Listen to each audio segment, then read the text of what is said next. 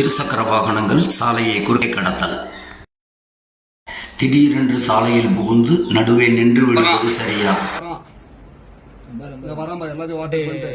ஏற்கனவே வாகனங்கள் வந்து கொண்டிருக்கும் போது குறுக்கே கடப்பது முறையற்ற செயல்.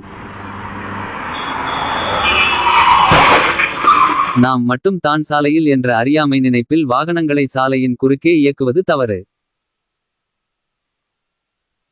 பேருந்து வருவது தெளிவாக தெரிகிறது. பிறகு ஏன் உள்ளே நுழைய வேண்டும்?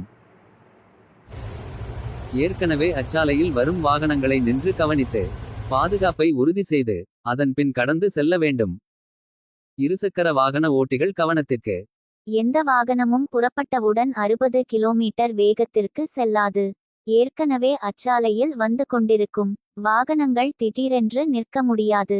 ஏற்கனவே அச்சாலையை பயன்படுத்திக் கொண்டிருக்கும் ஓட்டுநர்களுக்கு இடையூறின்றி உங்களது ஓட்டும் செயல்பாடுகள் இருக்கட்டும்.